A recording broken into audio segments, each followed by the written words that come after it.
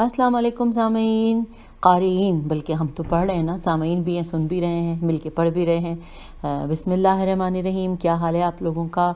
मैं आप लोगों को काशान बसीरत के यूट्यूब चैनल पे खुशामदीद कहती हूँ। जो किताब हम मिलकर पढ़ रहे हैं वो है इमाम जाफ़र सादिक़ अलैहिस्सलाम विलादत से शहादत तक, और ये है इसका पार्ट नंबर 35। अल्हम्दुलिल्लाह हम पहुँच गए हैं पेज नंबर 486 पर। और ये भी मैं बता दूँ कि हमने जो पिछले पार्ट में जो हम पढ़ रहे थे ताकि उसका तसलसल कायम रहे, जो हेडिंग थी वो है इमाम जाफ़र सादिक़ अलैहिस्सलाम के दौर के उमवी हुक्मरान। तो हम एक एक करके हुक्मरानों के बारे में जान रहे हैं जो इस किताब में इल्म मौजूद है। आइए अब जो नाम हम पढ़ने जा रहे हैं वो है सुलेमान बिन अब्दुल मलिक। लिखा है उसने अपने बाप की वसीयत के मुताबिक हफ्ते के दिन 15 जमादी सानी 96 हिजरी में अपने भाई वलीद की वफ़ात के बाद ज़मामे इक़्तिदार को अपने हाथों में ले लिया। उसकी हुकूमत रोज़ जुमा 10 सफ़र सन 99 हिजरी तक बाकी रही।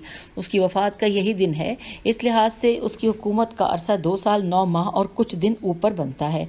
उसके भाई वलीद बिन अब्दुल मलिक ने अपने दौरे हुकूमत में चाहा था कि वो हुकूमत को इससे फेर कर अपने बेटे अब्दुल अजीज़ को दे दे, मगर उस यानी कि सुलेमान अब्दुल मलिक ने उससे इनकार कर दिया।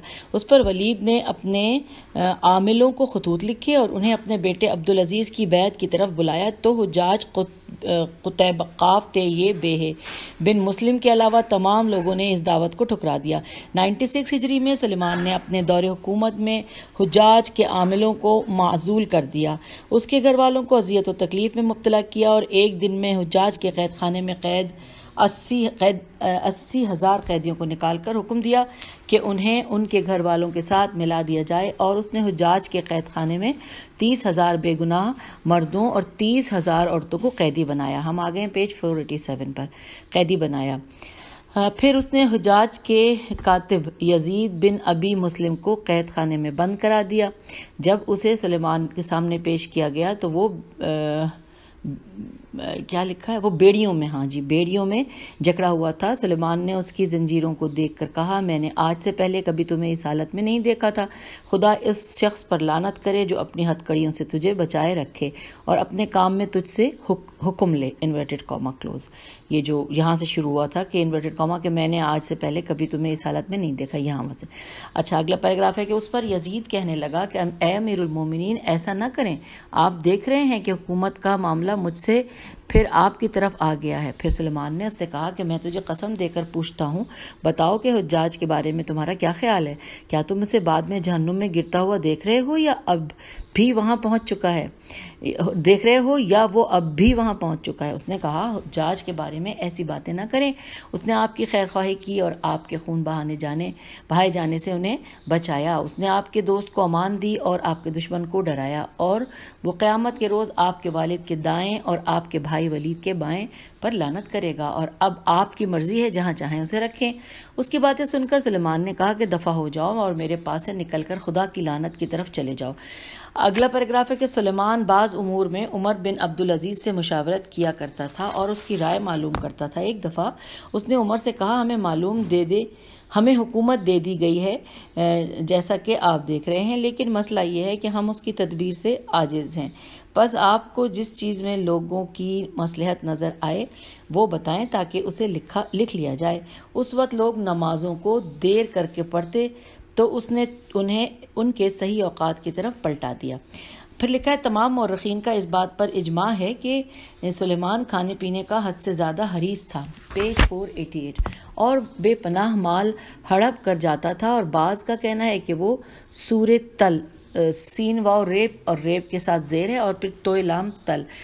इसके बारे में हाशिए में हमें कहा है कि हम पढ़ते हैं। यहाँ लिखा है, यहाँ हम क़ारीन की ज़ियाफ़त तबा के लिए एक नुक्ता बयान करते हैं कि रतल एक पैमाना है जिसका वज़न मुख्तलिफ़ इलाक़ों में मुख्तलिफ होता है। तो उसका वज़न 398 ग्राम और 34 मिलीग्राम भी होता है। इस तरह अगर उसे 100 से ज़रब दी जाए तो इस बंदा खुदा का एक वक्त का खाना 1 मन से भी ऊपर चला जाता है। बल्फाज दीगर रसूल खुदा की बद्दुआ के ला अशवा अल्लाह बतनहू की एक वाज़े झलक यहाँ भी दिखाई देती है। जी, हमने हाशिए में पढ़ लिया, हम दोबारा पेज की तरफ जा रहे हैं कि और बेपनाह माल हड़प कर जाता था, और बास का कहना है कि वो 100 रतल, अच्छा मैंने सूर्य तल पढ़ा था, अब ये हाशिए में पढ़ के समझ में आ गया।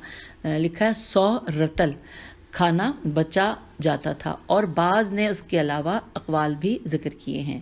اب ہم آگے پیج 488 پر بتایا تھا، شاید میں نے چلیے اب پھر بتا دیا کہ وہ باریک اور کڑھائی شدہ لباس پہنتا تھا اور سب لوگوں کو کڑھائی شدہ جیسے چادریں، قمیصیں، عمامے اور ٹوپیاں پہناتا تھا۔ اس نے اپنے تمام گھر والوں اور خادموں حتیٰ کہ خانساموں کے لیے بھی کڑھائی شدہ لباس تیار کرائے ہوئے تھے، اور اس نے یہ حکم صادر کیا تھا کہ اسے کفن بھی ایسے ہی کپڑوں میں دیا جانا چاہیے۔ وہ اموال کی وصولی میں بڑا ہی سخت تھا اور کسی قسم کی رعایت نہ رکھتا تھا۔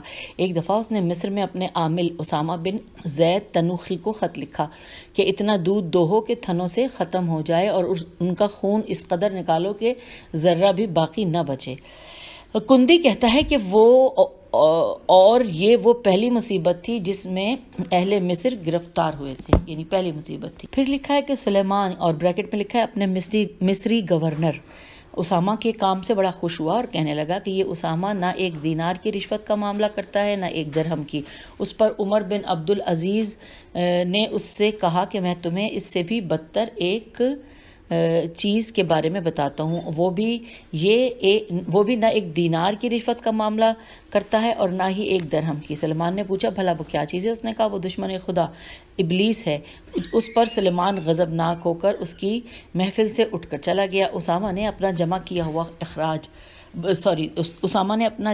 ہوا خراج سلیمان کو پیش کیا اور کہنے لگا کہ اے امیر المومنین، جب تک لوگوں نے مجھ سے زبردستی مال کو نہ روکا میں ان سے لیتا رہا۔ اگر آپ مناسب سمجھیں تو رعیت کے ساتھ مہربانی کریں اور ان کے خراج کو تھوڑا کم کر دیں تاکہ وہ اپنے شہروں کو آباد کر سکیں۔ پیج 489۔ اور یہ بھی پکی بات ہے کہ جو خراج اس سال کم ہوا وہ آئندہ سال پورا کر دیا جائے گا۔ سلیمان نے جواب میں کہا کہ تیری ماں تیرے سوگ میں بیٹھے، پہلے دودھ دوہو، اگر وہ ختم ہو جائے تو پھر خون دوہنا شروع کر دو۔ اگلے پیراگراف میں لکھا ہے سلیمان مغربی علاقوں کی بڑی بڑی فتوحات کے فاتح کمانڈر موسیٰ بن نصیر پر غضبناک ہوتا تھا، اور یہ کوفہ کے عظیم سپاہیوں اور زاہد ترین مومنوں میں سے تھا، مگر اس کا اہل بیت علیہ السلام کی ولایت رکھنا اور ان کی ولایت پر قائم رہنا بڑا مشہور تھا، اور شاید اسی وجہ سے سلیمان اس کے بڑے بڑے کارناموں اور عظیم فتوحات کے باوجود بھی اسے نفرت و غصے کی نظروں سے دیکھتا تھا، جیسا کہ مشہور بھی ہے۔ اگلا پیراگراف ہے کہ مقام حیرت و افسوس ہے کہ بہت سے تاریخ دانوں نے اس مرد مجاہد کی اشاعت اسلام کے سلسلے میں تمام تر خدمات کو تو طاق غفلت و نسیان میں رکھا، مگر طارق بن زیاد کو بڑے ہی اچھے لفظوں میں یاد کیا کہ جو اسی کے زیر اثر اور اسی کی جنگی تدابیر پر چلا تھا۔ اس موسیٰ کے مفتوحہ کا ورڈ بریکٹ میں، کہ اس موسیٰ کے مفتوحہ مقامات بڑے مشہور تھے۔ اس نے مغربی علاقوں کو فتح کیا تھا اور بہت سا مال غنیمت حاصل کیا تھا۔ یہ اپنے بیٹے عبدالعزیز اور اپنے غلام طارق بن زیاد کو شہروں کو فتح کرنے کے لیے بھیجتا تھا، لیکن سلیمان نے اس سے ناراض ہو کر اس کے بیٹے عبدالعزیز کو قتل کر دیا تھا، جس نے اس کے اپنے ہی دور حکومت میں بہت سے شہر فتح کیے تھے۔ آگے لکھا ہے موسیٰ کا ایک بیٹا یعنی عبدالعزیز زہد و راستی سے متصف تھا، لیکن بعض مورخین نے اس کے بارے میں ایک تہمت کا ذکر کیا ہے جو ہر صاحب انصاف کی نظر میں سراسر غلط اور بددیانتی پر مبنی ہے۔ اس کو سن 98 ہجری میں قتل کیا گیا تھا۔ ابن اسیر کہتے ہیں کہ لوگ عبدالعزیز کے قتل کو سلیمان کے بڑے بڑے جرائم میں سے ایک جرم شمار کرتے تھے۔ سلیمان عبدالعزیز کے والد موسیٰ پر سخت غضبناک تھا۔ اس نے اسے مختلف طرح کی تکلیفوں اور ایذاؤں سے دوچار کیا اور 4000 دینار اور 30,000 درہم تاوان مانگا تھا۔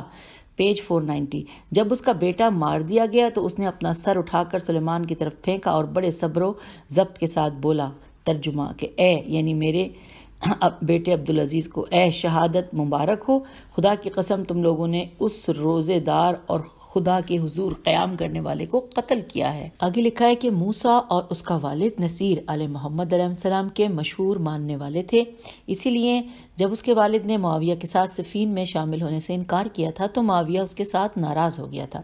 اچھا سامعین، اب اگلا نام ہے ہیڈنگ ہے عمر بن عبدالعزیز۔ آئیے پڑھتے ہیں۔ لکھا ہے یہ مروان بن حکم کا پوتا تھا اور اس کی والدہ ام عاصم لیلہ بنت عاصم بن عمر بن خطاب تھی۔ جب روز جمعہ 10 صفر سن 99 ہجری کو سلیمان بن عبد الملک کی وفات ہوئی تو منصب خلافت اس کے حصے میں آیا۔ اس کی خلافت و حکومت روز جمعہ 20 رجب 101 ہجری تک باقی رہی۔ اس کی حکومت کی کل میعاد 2 سال 5 مہینے اور 5 دن بنتی ہے۔ اس کے والد عبدالعزیز متوفی 86 ہجری، انہوں نے اپنے بھائی عبد الملک کے بعد مروان کا ولی عہد بننا تھا، مگر وہ اس سے پہلے ہی مر گیا۔ اگلے پیراگراف میں لکھا ہے کہ اس نے بڑی عیش و عشرت کی زندگی گزاری تھی اور یہ اپنے کھانے اور لباس پر زر کثیر صرف کرتا تھا، یہاں تک کہ بیان کیا گیا کہ یہ 4000 دینار کا لباس خرید کر کہتا تھا کہ دیکھو یہ کتنا کھردرا اور خراب کپڑا ہے، اب میرے جیسے بندے کو یہ لباس بھی پہننا پڑے گا۔ حوالہ ہے طبقات الصحابہ، جلد نمبر 5، صفحہ نمبر 246۔ آگے لکھا ہے کہ البتہ یہ الگ بات ہے کہ پہلے اس نے حکومت ہتھیانے کے لیے ظاہری دینداری، درست روی اور قناعت کا مظاہرہ کیا تھا، مگر جب زمام اقتدار اس کے ہاتھوں میں دے دی گئی تو اس نے بھی اپنے اموی چہرے سے ظاہری دینداری کا نقاب اتار پھینکا تھا، اور وہی ظلم و زیادتی والی فضا پھر سے وجود میں آ گئی تھی۔ امن کی حالت بالکل مفقود ہو گئی تھی۔ قتل و غارت گری نے بندوں اور شہروں پر راج کرنا شروع کر دیا تھا اور حکومت کا جبر و تشدد اپنی انتہا کو پہنچ گیا تھا۔ پیج 491۔ پھر اس نے اپنی مذبذب ہی لکھا ہے جی، مذبذب حکومت کی حفاظت کے لیے اپنے اسلاف کی سیاست میں بڑی جلدی کے ساتھ تبدیلی لانا شروع کر دی۔ پس اس نے لوگوں سے کم خراج وصول کرنے کا حکم دیا، فدق آل فاطمہ علیہ السلام کو واپس دلایا اور 70 سال سے جاری ممبروں پر امیر المومنین حضرت علی علیہ السلام کو سب و شتم کرنے والی رسم بد کا خاتمہ کیا، جیسا کہ اس نے بنی امیہ کی بعض برائیوں پر پردہ ڈالنے کی خاطر لوگوں کو بعض حوالے سے آزادیاں بھی دی تھیں۔ اس کے انہی چند کاموں نے اس کی منحرف شخصیت پر پردہ ڈالے رکھا اور لوگ اس کے دھوکے میں آتے رہے، حتیٰ کہ تاریخ دانوں نے بھی اس کی اصلیت سے چشم پوشی کر کے اسے بہت سراہا، مگر ائمہ اہل بیت علیہ السلام چونکہ خاندان وحی کے افراد تھے اور علم رسول صلی اللہ علیہ وآلہ وسلم ان کے رگ و پے میں سمویا ہوا تھا، اس لیے وہ چیزوں کے حقائق سے بہت اچھی طرح واقف و آشنا تھے، بلکہ وہ ان کے واقعے سے پہلے ہی ان کے بارے میں مکمل طور پر بتا دیتے تھے، نیز انہیں خدا کی جانب سے فراست کاملہ سے نوازا گیا تھا، جیسا کہ ارشاد باری تعالیٰ ہے سورہ حجر آیت نمبر 75۔ ترجمہ: بے شک اس میں نشانیاں ہیں فراست والوں کے لیے۔ آئیے آگے پڑھتے ہیں۔ لکھا ہے اسی لیے ان کی مقدس زبانوں سے اس کی مذمت وارد ہوئی ہے اور اسے ملعون یا ملعون کہا گیا ہے۔ یہاں ہم اپنے قارئین کی ضیافت علمی کے لیے 2 حدیثیں پیش کر رہے ہیں۔ نمبر 1، حضرت امام زین العابدین علیہ السلام نے عمر بن عبدالعزیز کی طرف اشارہ کرتے ہوئے عبداللہ بن عطا سے فرمایا، کیا تم نے اس عیش پرست کو دیکھا ہے؟ یہ اس وقت تک نہیں مرے گا جب تک لوگوں پر حکومت نہ کر لے، جب یہ حاکم بنے گا تو تھوڑے ہی عرصے کے بعد مر جائے گا، اور جب مر جائے گا تو آسمان والے اس پر لعنت کریں گے اور زمین والے اس کے لیے استغفار کریں گے۔ حوالہ ہے بحار الانوار، جلد نمبر 46، صفحہ نمبر 23۔ اگلی جو حدیث ہے وہ ہے حضرت ابو بصیر رضی اللہ روایت کرتے ہیں کہ میں مسجد میں حضرت امام محمد باقر علیہ السلام، پیج 492، باقر علیہ السلام کے پاس موجود تھا کہ اتنے میں عمر بن عبدالعزیز اپنے غلام کا سہارا لیے مسجد میں داخل ہوا۔ اس نے ہلکے سرخ رنگ کی 2 مصری چادریں اوڑھی ہوئی تھیں۔ اسے دیکھ کر امام علیہ السلام نے فرمایا، ان قریب یہ لڑکا حکومت حاصل کر لے گا اور عدل کو ظاہر کرے گا، پھر مر جائے گا تو زمین والے اس پر روئیں گے جبکہ آسمان والے اس پر لعنت کریں گے۔ امام علیہ السلام نے فرمایا، یہ اس جگہ بیٹھے گا جہاں بیٹھنے کا حقدار نہ ہوگا، یعنی منصب خلافت کا دعویٰ کرے گا۔ قارئین کرام، اچھا اب اگلا پیراگراف ہے۔ قارئین کرام، میں کہتا ہوں کہ عمر بن عبدالعزیز کی توبیخ کے لیے تے واو بے یہ خے کے لیے امام محمد باقر علیہ السلام کا یہی فرمان ہی کافی ہے کہ انورٹڈ کاما وہ اس جگہ بیٹھے گا جہاں بیٹھنے کا حقدار نہ ہوگا۔ آگے پڑھتے لکھا ہے، پس خلافت ایک الہی منصب ہے جو خدا بند عالم نے ائمہ طاہرین علیہ السلام کے لیے قرار دیا ہے۔ بنا بری ائمہ طاہرین کے علاوہ جو بھی اس منصب کا دعویٰ کرے گا وہ ظالم و غاصب کہلائے گا، خواہ وہ عادل و عبادت گزار ہی کیوں نہ ہو۔ خواہ وہ غاصب ہوگا نہیں، جب وہ غاصب ہوگا تو یقیناً آسمان اس پر لعنت کرے گا اور اس کے اعمال پر بھی قبول نہ ہوں گے، کیونکہ اعمال کی قبولیت کے لیے تقوی شرط ہے۔ اچھا سامعین، اگلا نام ہم پڑھنے جا رہے ہیں۔ لکھا ہے یزید بن عبد الملک۔ لکھا ہے یہ بھی مروان کا پوتا تھا اور اس کی ماں عاتقہ بنت یزید بن معاویہ تھی۔ یہ عمر بن عبدالعزیز کے بعد سن 101 ہجری میں مسند اقتدار پر بیٹھا تھا اور شب جمعہ 25 شعبان 105 ہجری تک برسر اقتدار رہا۔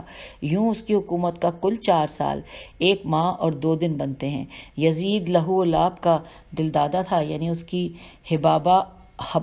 کی جبابہ اور سلامہ نامی 2 لونڈیاں تھیں، اور یہ انہی کے ساتھ ہی مشغول رہتا تھا۔ جب جبابہ کا انتقال ہوا تو اس کے غم میں اس کی جان بھی نکل گئی۔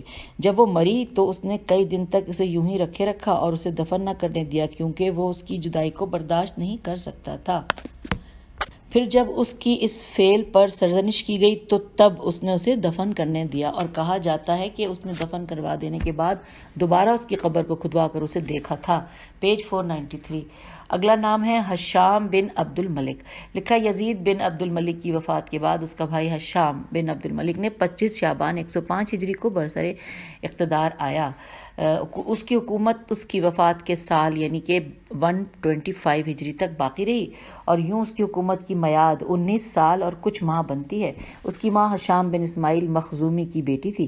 حشام بن عبد الملک کا شمار بنی امیہ کے ظالم ترین حکمرانوں میں سے ہوتا ہے۔ لوگ اسے معاویہ بن ابی سفیان اور عبد الملک بن مروان جیسا ظالم درندہ سمجھتے تھے۔ یہ اپنی بد زبانی، اکھڑ مزاجی، بے حد کنجوسی اور محفل میں برائی کے حوالے سے بہت مشہور تھا۔ یہ بھینگا تھا اور عبد الملک بن مروان کی اولاد میں سے اقتدار سنبھالنے والا چوتھا شخص تھا۔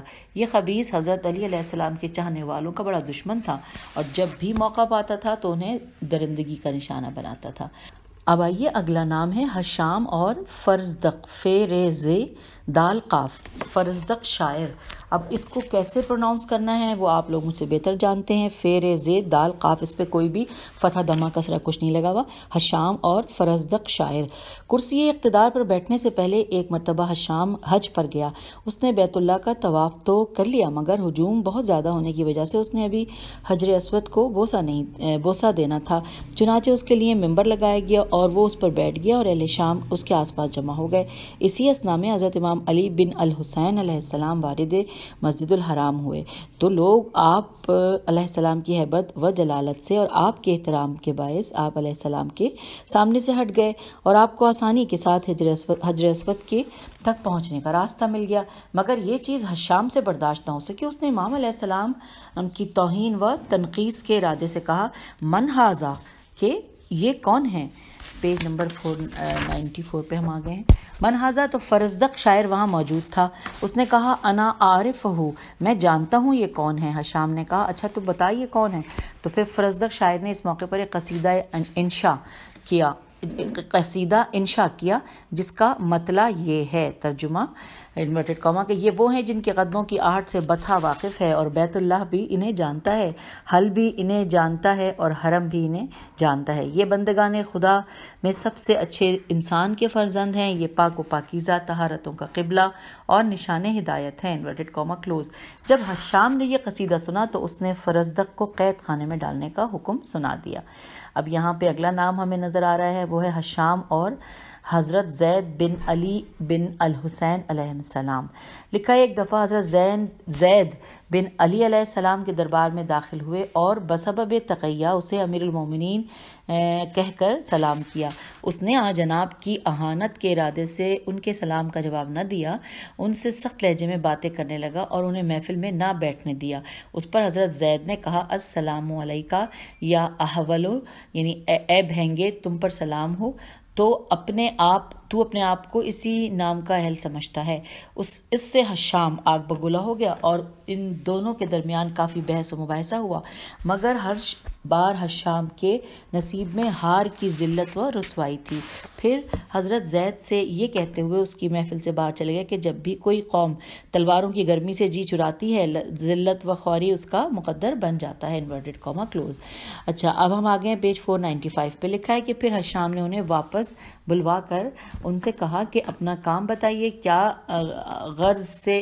کس غرض سے یہاں آنا ہوا ہے؟ حضرت زید نے کہا، تو اور مسلمانوں کے امور کی دیکھ بھال کرے، ایسا ممکن ہی نہیں۔ پھر آپ علیہ السلام یہ کہتے ہوئے اس کے پاس سے چلے گئے، جو جان سے پیار کرتا ہے وہ ذلیل ہوتا ہے، انورٹڈ کاما کلوز۔ اب اس کے بعد اگلا پیراگراف میں ہے کہ اس کے بعد حضرت زید کوفہ چلے اور وہیں 3 صفر 121 ہجری کو مختلف طبقوں کے انقلاب لانے کے بعد ان کی شہادت واقع ہوئی، اور ان کی شہادت کے شہادت کے ان کے جسد اطہر کو حشام کے حکم سے ننگا کر کے الٹا سولی پر لٹکایا گیا اور وہ 4 سال تک سولی پر ہی لٹکا رہا۔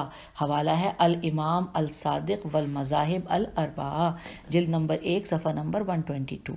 اب آگے لکھا ہے کہ معزز قارئین، حضرت زید شہید کا تھوڑا سا ذکر ہم نے اس ملعون کے دور حکومت کی مناسبت کے حوالے سے کیا ہے، اور اسی کتاب کے آئندہ صفحات میں ہم ان کے احوال کو بھی اور وضاحت کے ساتھ بیان کریں گے انشاءاللہ تعالی۔ اب سامعین، اگلا نام ہے حشام اور امام محمد باقر۔ ہم نے 20 منٹ کی ریڈنگ تو کر لی ہے، آپ چاہیں تو یہ روک کے اور چائے بنائیے، چائے پیجیے، بسکٹ کھائیے یا سموسے وغیرہ کچھ بھی کھانے ہیں وہ کھائیے، اور پھر اس کے بعد دوبارہ بٹن آن کر لیجیے تو دیکھیے فوراً کاشانہ بصیرت کی کتاب کی ریڈنگ شروع ہو جائے گی، جیسے اب میں کرنے لگی ہوں۔ تو اگلا نام ہے حشام اور امام محمد باقر علیہ السلام لکھا ہے۔ اب لکھا ہے کہ یہ تو ہیڈنگ تھی، اس میں لکھا ہے امارہ بن زید واقدی، واو الف قاف دال چھوٹی، یہ کہتے ہیں کہ 1 سال حشام بن عبد الملک بن مروان نے حج کیا، اور اسی سال حضرت امام محمد باقر علیہ السلام اور حضرت امام جعفر صادق علیہ السلام نے بھی حج کیا۔ تو امام جعفر صادق علیہ السلام نے فرمایا حمد ہے اس خدا کی جس نے حضرت محمد مصطفیٰ صلی اللہ علیہ وآلہ وسلم کو حق کے ساتھ نبی بنا کر بھیجا، اور ان کے ذریعے سے ہمیں عزت عطا کی۔ ہم پوری مخلوق خدا میں سے اس کے برگزیدہ اور اس کے تمام بندوں میں سے اس کے پسندیدہ افراد ہیں۔ پس نیک بخت ہے وہ انسان جو ہماری پیروی کرے، اور بدبخت ہے وہ شخص جو ہماری مخالفت کرے۔ لوگوں میں سے کچھ ایسے بھی ہیں جو ظاہری طور پر تو ہماری محبت کا دعویٰ کرتے ہیں مگر حقیقت میں دشمنوں کے ساتھ ہیں، اور جس نے بھی ہمارے دشمنوں اس کے پاس دوبارہ پڑھتے ہیں، جس نے بھی ہمارے دشمنوں ان کے پاس بیٹھنے والوں اور ان کے ساتھیوں کے ساتھ محبت کی رکھی تو اس نے نہ تو ہمارے رب کا کلام سنا اور نہ ہی اس کے مطابق عمل کیا، انورٹڈ کاما کلوز۔ اور ہم آگئے ہیں پیج نمبر 496 پہ۔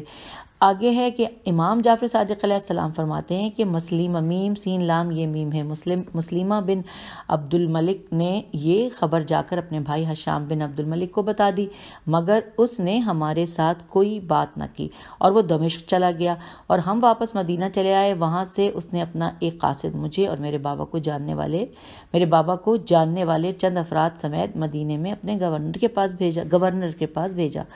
اس کے واسطے سے وہ ہم تک پہنچا اور ہمیں لے کر حشام کی طرف چل پڑا۔ اگلا پیراگراف ہے کہ جب ہم دمشق پہنچے تو پہلے 3 دن وہ ہم سے چھپا رہا۔ چوتھے دن جب اس نے ہمیں ملاقات کی اجازت دی اور ہم اس کے دربار میں حاضر ہوئے تو ہم نے اسے دیکھا، وہ تخت شاہی پر بیٹھا ہوا تھا، اس کے سپاہی اور خاص افراد اسلحہ اٹھائے ہوئے ایک خاص ترتیب کے ساتھ اس کے سامنے کھڑے ہوئے تھے۔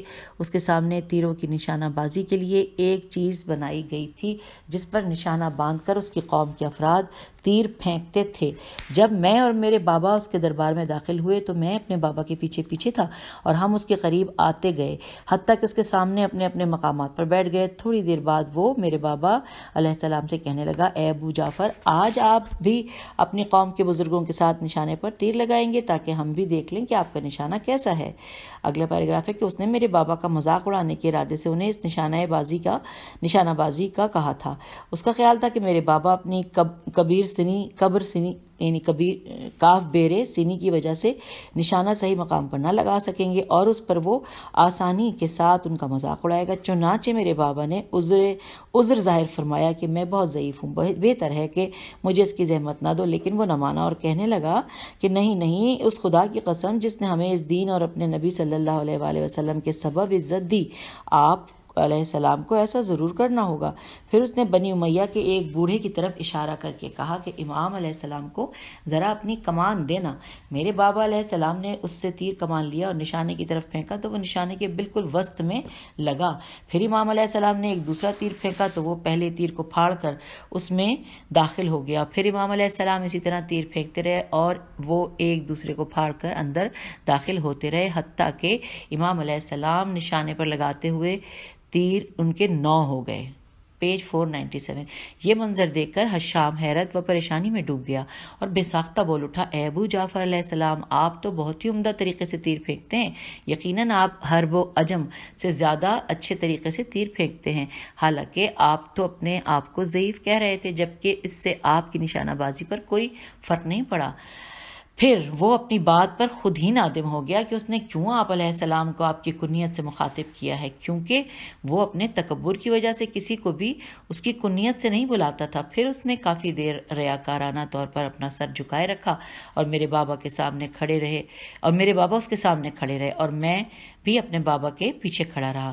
جب ہمیں کھڑے ہوئے بہت زیادہ وقت گزر گیا تو میرے بابا کے چہرے مبارک پر جلالت کے آثار دکھائی دینے لگے، اور میرے بابا نے غصے کی نگاہوں سے آسمان کی طرف دیکھا، اور یہ میرے بابا کا معمول تھا کہ جب بھی آپ کو غصہ آتا تو آپ علیہ السلام آسمان کی طرف دیکھتے تھے اور جلالت کی بجلی آپ کے چہرے انور پر چمکتی ہوئی نظر آتی تھی۔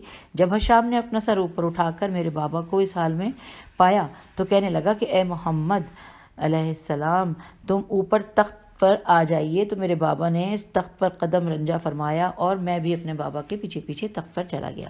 جب میرے بابا شام کے قریب پہنچے تو اس نے اٹھ کر میرے بابا کا استقبال کیا، انہیں گلے سے لگایا اور اپنی دائیں طرف بٹھا لیا۔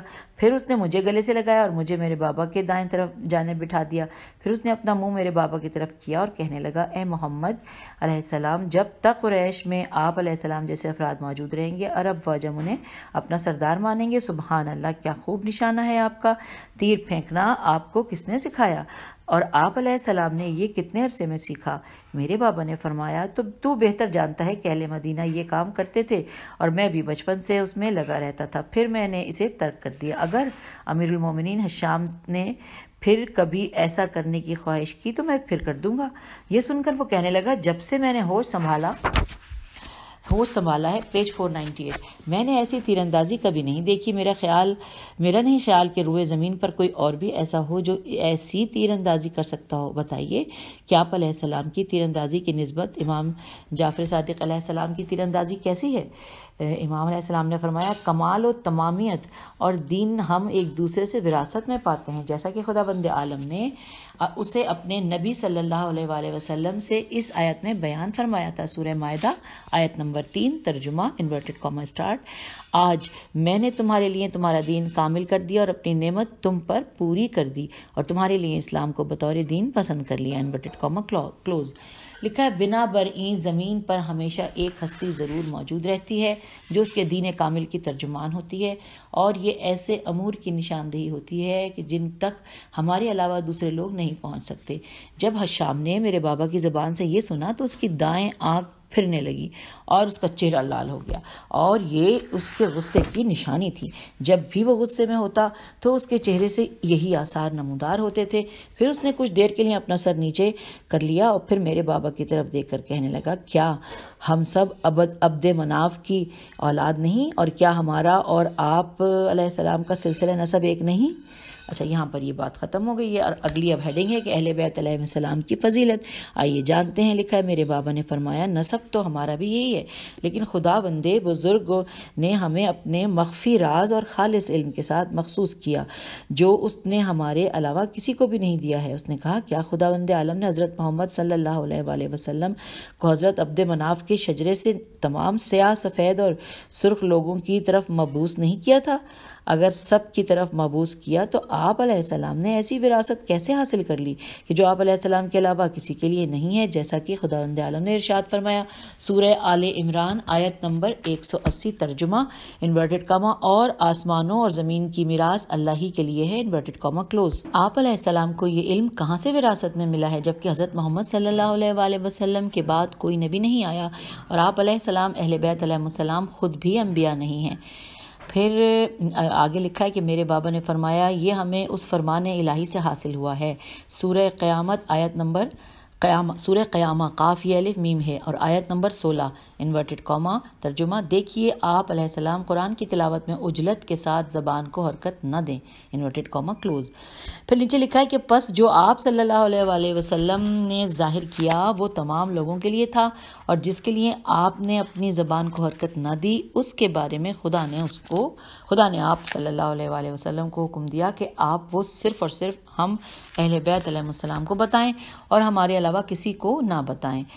اسی وجہ سے آپ دوسرے اصحاب علیہم الرضوان کو چھوڑ کر صرف حضرت علی علیہ السلام کے ساتھ ہی سرگوشی کرتے تھے، اور جب اللہ تعالیٰ نے یہ آیت نازل کی جو کہ سورہ حاقہ آیت نمبر 12 ہے، ترجمہ، کہ اور محفوظ رکھنے والے کان اسے سن لیں، انورٹڈ کاما کلوز.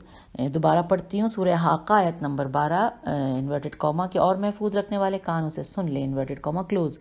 آگے لکھا ہے رسول خدا صلی اللہ علیہ وآلہ وسلم نے اصحاب علیہم الرضوان کے سامنے حضرت علی علیہ السلام کے سے فرمایا اے علی میں نے خداوند عالم سے سوال کیا ہے کہ وہ اسے آپ علیہ السلام کا کان قرار دے. اسی لیے حضرت علی علیہ السلام نے مسجد کوفہ میں برسر ممبر ارشاد فرمایا کہ ترجمہ کے رسول اللہ صلی اللہ علیہ وآلہ وسلم نے مجھے علم کے ایسے 1000 باب تعلیم کیے ہیں کہ جن میں سے ہر ایک باب سے ہزار باب کھلتے ہیں انورٹڈ کاما کلوز. پس جس علم کو مکنون سے خدا نے حضور سرور کائنات صلی اللہ علیہ وآلہ وسلم کو مخصوص کیا تھا اسی سے آپ صلی اللہ علیہ وآلہ وسلم نے حضرت علی علیہ السلام کو مخصوص فرمایا اور پھر وہ علم حضرت علی علیہ السلام سے ہمیں وراثت میں ملا اور ہماری قوم کو نہ ملا. اچھا اب ہم آگئے ہیں پیج نمبر 500 پر. اب تھوڑا سا اور پڑھ لیتے ہیں تاکہ میرے بڑا شوق تھا کہ ہم 500 پہ پہنچیں تو کتنا اچھا لگے گا، تو مجھے تو بہت اچھا لگ رہا ہے. اس پیج کو تھوڑا اور پڑھ لیتے ہیں. لکھا ہے کہ حشام نے کہا کہ حضرت علی علیہ السلام علم غیب کا دعویٰ کرتے تھے حالانکہ خداوند عالم اپنا غائب کسی پر بھی ظاہر نہیں کرتا، تو حضرت علی علیہ السلام نے اس کا کیسے اور کیوں دعویٰ کیا تھا؟ سوالیہ نشان ہے. نیچے لکھا ہے میرے بابا علیہ السلام نے فرمایا بے شک خداوند عالم نے اپنے نبی صلی اللہ علیہ وآلہ وسلم پر ایک عظیم المرتبہ کتاب کو نازل فرمایا اور اس میں ماضی سے لے کر قیامت تک ہونے والے تمام باتوں کا ذکر فرمایا جیسا کہ اس کا بیان درج ذیل آیت میں ہوا ہے سورہ نحل آیت نمبر 89. ترجمہ انورٹڈ کاما اور ہم نے آپ صلی اللہ علیہ وآلہ وسلم پر یہ کتاب ہر چیز کو بڑی وضاحت کے ساتھ بیان کرنے والی اور مسلمانوں کے لیے ہدایت اور رحمت اور بشارت بنا کر نازل کی ہے انورٹڈ کاما کلوز. پھر آگے سورہ یاسین آیت نمبر 12 ترجمہ انورٹڈ کاما اور ہر چیز کو ہم نے ایک امام مبین میں جمع کر دیا ہے انورٹڈ کاما کلوز. پھر اگلی آیت ہے سورہ انعام آیت نمبر 38 انورٹڈ کاما ہم نے کتاب میں کسی شے کے بیان میں کوئی کمی نہیں کی ہے انورٹڈ کاما کلوز. اور اس کے بعد سورہ نحل کی آیت نمبر 75 ترجمہ انورٹڈ کاما اور آسمان اور زمین میں کوئی ایسی پوشیدہ بات نہیں ہے کہ جو کہ کتاب مبین میں نہ ہو انورٹڈ کاما کلوز. اور خداوند عالم نے اپنے نبی صلی اللہ علیہ وآلہ وسلم کی طرف وحی کی کہ آپ اپنے غیب راز اور مخفی علم کو جو بھی بات جانتے ہیں وہ سرگوشی کے ساتھ حضرت علی علیہ السلام کو بتا دیں. پھر آپ نے اپنے بعد حضرت علی علیہ السلام کو قرآن مجید جمع کرنے کا حکم دیا اور اپنی قوم کے دوسرے افراد کو چھوڑ کر آپ کو ہی اپنے غسل و حنوط و تکفین سے متعلقہ امور کا ولی بنایا اور اپنے گھر والوں اور اصحاب سے فرمایا کہ اچھا اب یہاں پر ہم رک جاتے ہیں. جو فرمایا وہ ہم انشاءاللہ ساتھ ہی ساتھ میں ابھی بس اس کو ختم کر کے اگلی ریکارڈ کر رہی ہوں، آپ بھی اس کے بعد فوراً کھول لیجیے اگلا. ٹھیک ہے چلیے اوکے خدا حافظ فی امان اللہ.